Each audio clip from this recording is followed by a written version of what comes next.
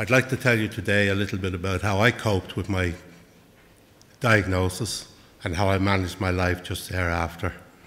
I'd also like to say a little bit about what I think we need as patient groups from the medical professions to help us to regain control of our lives and take charge of our own illness. I was diagnosed 8 years ago, as Evelyn said, at the age of 62. When I was diagnosed, I had very little symptom of Parkinson's, a very slight tremor in my right arm. My consultant told me at the time that there's no real test for Parkinson's, it's done by elimination. So I'd had an MRI scan, and I went along to see him. He did some rigidity tests, had me walk up and down to judge my gait. The MRI had shown that there was no other neurological illness, so therefore he started to talk to me about Parkinson's disease. At the mention of the words, my mind just went numb. He said a lot to me, and I couldn't have honestly told you what he said to me because it just went over my head.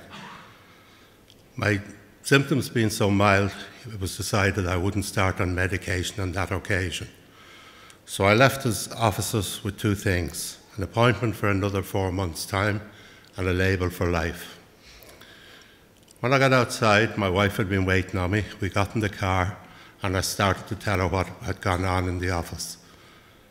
And then I think the shock of what he'd said hit me and bits started drifting back to me. I'd been diagnosed with a progressive, degenerative and an incurable disease. Again, my head just went into a whirl and I couldn't really tell you much. Bits of what he said to me came floating back. We went for a drive and a walk and we talked and we talked and we talked ourselves round in circles. And eventually we just had to leave it to decide, not to decide anything, but to wait and see what happened next. When I got home, my family were upset, needless to say. And those next few months waiting for the next consultation with the consultant were hard, not just for me, but for my family. I had two grown-up daughters and a grown-up son. They did their best to console me and comfort me. I could do nothing with them. I used to joke and say I'd be able to play the banjo or rock my grandchildren asleep without moving my arm. I would say silly things to them because I didn't understand Parkinson's. At my next visit to the consultant, I was started on medication. And this took a bit of trial and error to get to the right dose that suits me. And this is common with Parkinson's people. We are all different, and there's no one size fits all.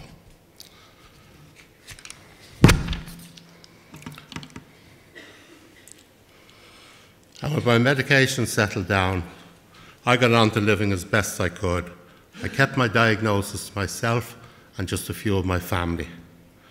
And over the next 5 years, I gradually became withdrawn. I stayed at home. I retired from my job early.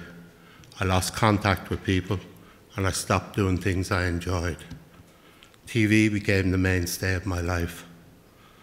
The visits to my consultant were brief and consisted mainly of me telling him everything was all right, looking for another appointment and more tablets to take. I was just existing from day to day. Apathy had set in. I was on the downward slope towards full-blown depression. I was actually in denial. Most people who don't understand Parkinson's, when they hear about it, think of the obvious signs: the tremor, the slowness of movement, the shuffling gait.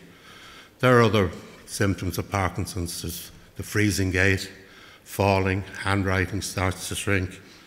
And these are some of the motor symptoms, what are called the motor symptoms. But there's another side to Parkinson's, the ones you don't see.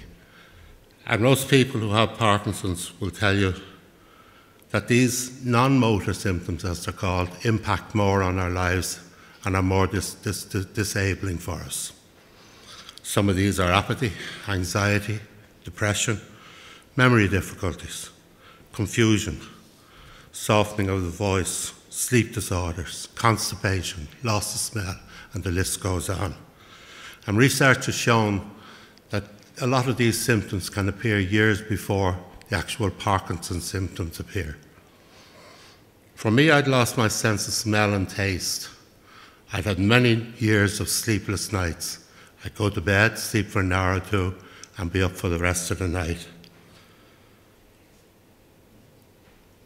I'd been treated for stress, which was probably the start of my disease.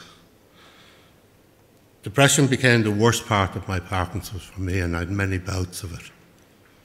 I sometimes lived in a world of despair, of anger, of loneliness, of why me. But when the real darkness came, it was like my head was in a spin and I was looking down a bottomless pit with no end to it, just spiraling and spiraling. I couldn't cope with the most simple thing, like where the cornflakes should go, where the butter should go. And when this would happen to me, all I could do was take to the bed. I couldn't eat. I would sleep day and night but never get a rest.